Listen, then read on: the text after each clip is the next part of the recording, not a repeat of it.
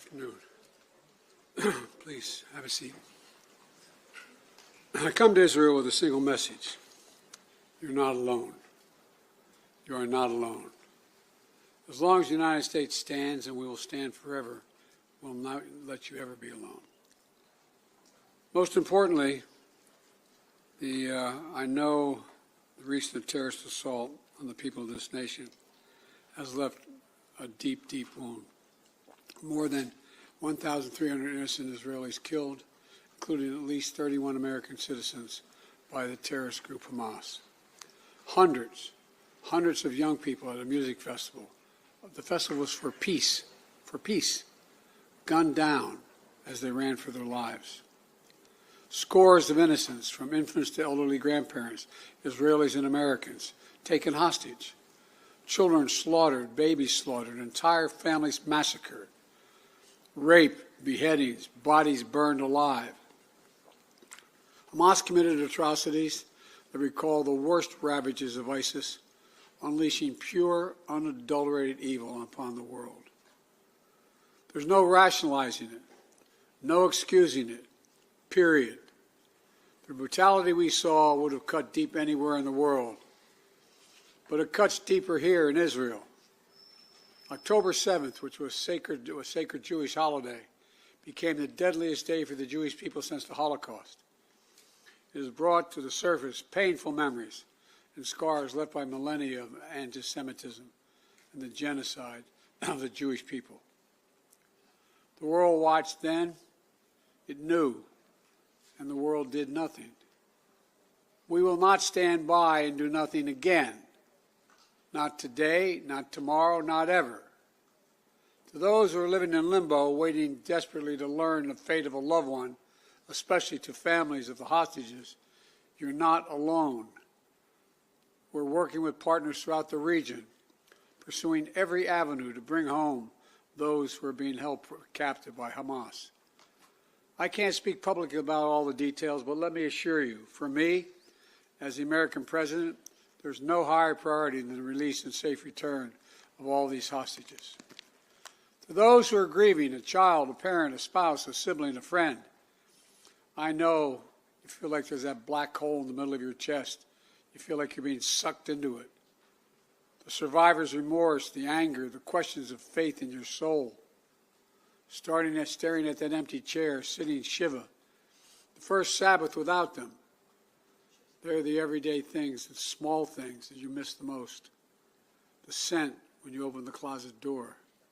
The morning coffee you shared together. The bend of his smile, the perfect pitch of her laugh. The giggle of your little boy, the baby. For those who have lost loved ones, this is what I know. They'll never be truly gone. There's something that's never fully lost. Your love for them and their love for you. And I promise you, you'll be walking along some days and say, what would she or he want me to do? You smile when you pass a place that reminds you of them. That's when you know.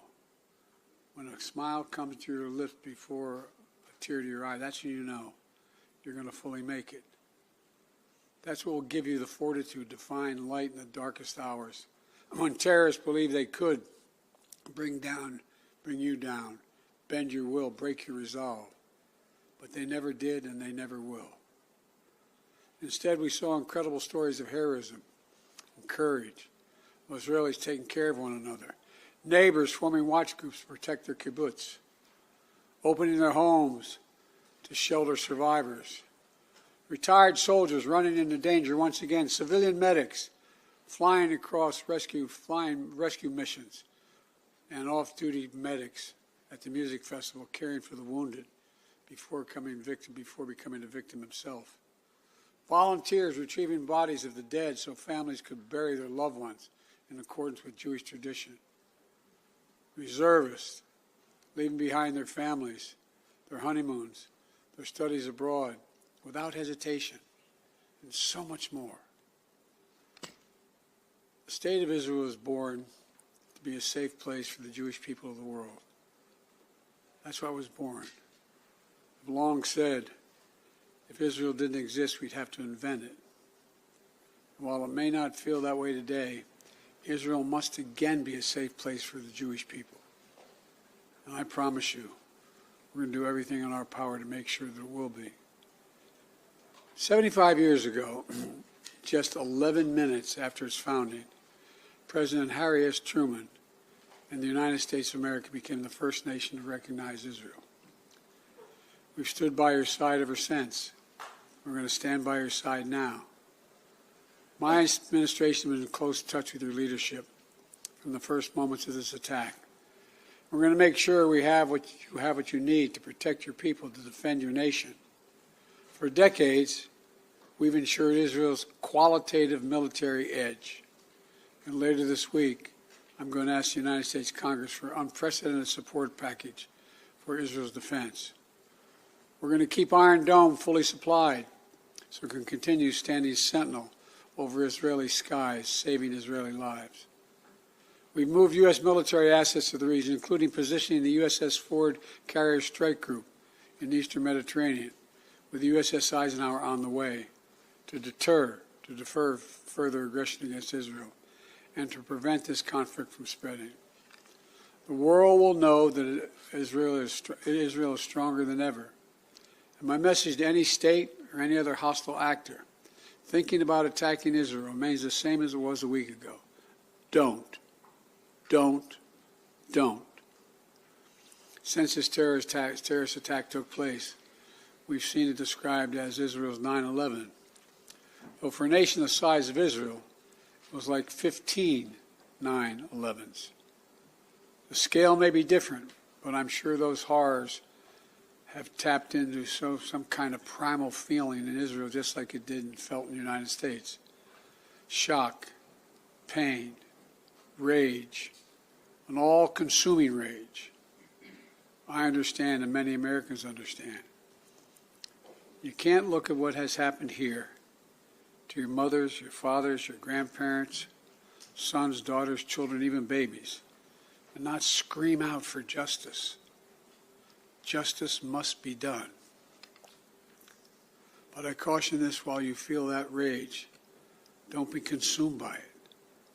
After 9/11, we were enraged in the United States. While we sought justice and got justice, we also made mistakes. I'm the first U.S. president to visit Israel in time of war. I've made wartime decisions. I know the choices are never clear or easy for the leadership. There's always cost, but it requires being deliberate. It requires asking very hard questions. It requires clarity about the objectives and an honest assessment about whether the path you're on will achieve those objectives. The vast majority of Palestinians are not Hamas. Hamas does not represent the Palestinian people. Hamas uses innocent families in Gaza as human shields, putting their command centers, their weapons, their communications tunnels in residential areas. Palestinian people are suffering greatly as well. We mourn the loss of innocent Palestinian lives like the entire world. I was outraged and saddened by the enormous loss of life yesterday in the hospital in Gaza. Based on the information we have seen to date, it appears the result of an errant rocket fired by a terrorist group in Gaza. The United States unequivocally stands for the protection of civilian life during conflict, and I truly grieve for the families who were killed or wounded by this tragedy. People of Gaza need food, water, medicine, shelter. Today I asked the Israeli cabinet, who I met with for some time this morning, to agree to the delivery of life-saving humanitarian assistance to civilians in Gaza, based on the understanding that there will be inspections and that the aid should go to civilians, not to Hamas. Israel agreed the humanitarian assistance can begin to move from Egypt to Gaza. But let me be clear: if Hamas diverts or steals the assistance, they will have demonstrated once again that they have no concern for the welfare of the Palestinian people. And it will end. As a practical matter, it will stop the international community from being able to provide this aid. We're working in close cooperation with the government of Egypt the United Nations and its agencies like the World Food Program and other partners in the region to get trucks moving across the border as soon as possible. Separately, I ask Israel that the global community demand that the International Red Cross be able to visit hostages. I just demanded that the United States fully supports. Today, I'm also announcing $100 million in new U.S. funding for humanitarian assistance in both Gaza and the West Bank. This money will support more than 1 million displaced and conflict-affected Palestinians, including emergency needs in Gaza. You are a Jewish state. You are a Jewish state, but you're also a democracy. And like the United States, you don't live by the rules of terrorists. You live by the rule of law. And when conflicts flare, you live by the law of wars. What sets us apart from the terrorists is we believe in the fundamental dignity of every human life. Israeli, Palestinian, Arab, Jew, Muslim, Christian, everyone. You can't give up what makes you who you are. If you give that up, then the terrorists win, and we can never let them win. You know, Israel's a miracle, a triumph of faith and resolve and resilience over impossible pain and loss. Think about October 7th, the Jewish holiday, where you read about the death of Moses, a tragic story of a profound loss to an entire nation, a death that could have left hopelessness in the hearts of the entire nation. But though Moses died, his memory, his message, his lessons have lived on for generations of the Jewish people as well as many others, just as the memory of your loved ones will live on as well. After reading the story of Moses' death, those who observe the holiday began reading the Torah from the very beginning. The story of creation reminds us of two things. First, that when we get knocked down, we get back up again, and we begin anew. And second, when we're faced with tragedy and loss, we must go back to the beginning and remember who we are. We are all human beings, created in the image of God with dignity, humanity, and purpose. In the darkness, to be the light unto the world is what we're about. You inspire hope and light for so many around the world. That's what the terrorists seek to destroy. That's what they seek to destroy. Because they live in darkness, but not you, not Israel. Nations of conscience like the United States and Israel are not measured solely by the example or power. We're measured by the power of our example. That's why, as hard as it is, we must keep pursuing peace. We must keep pursuing a path so that Israel and the Palestinian people can both live safely, in security, in dignity, and in peace. For me, that means a two-state solution. We must keep working for Israel's greater integration with its neighbors. These attacks have only strengthened my commitment and determination and my will to get that done. I'm here to tell you, the terrorists will not win. Freedom will win. So let me end where I began. Israel, you're not alone. The United States stands with you. I've told the story before, and I'll tell it again, of my first meeting with an Israeli prime minister 50 years ago as a young senator. I was sitting across from Golda Meir at her desk in her office, and she had a guy who later became prime minister, sitting next to me, just before the 1973 Yom Kippur War. And she flipped the maps up and down, telling me how bad things were and how terrible they were. All of a sudden, she looked at me and she said, "Would you like a photograph?" I looked at her. She got up from her desk and walked out into that hallway. I think it's marble flooring. Walked out in the hallway. We walked out and there were a bunch of photographers standing in front of us. We were standing shoulder to shoulder. Without her looking at me, she said to me, knowing I'd hear her, "Why do you look so worried, Senator Biden?" And I said, "Worried? Like, of course I'm worried." And she looked at me and she didn't look. She said, "We don't worry, Senator. We Israelis have a secret weapon. We have nowhere else to go." Well, today, I say to all of Israel, the United States isn't going anywhere either. we're going to stand with you. We'll walk beside you in those dark days. And we'll walk beside you in the good days to come. And they will come. As you say in Hebrew, which I'm not going to attempt to do because I'm such a terrible linguist, I'll say it in English. The people of Israel live.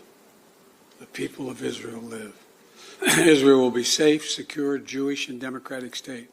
Today, tomorrow, and forever. May God protect all those who work for peace. God save those who are still in harm's way. Thank you very much. Mr. President, what is your red line that would prompt U.S. military involvement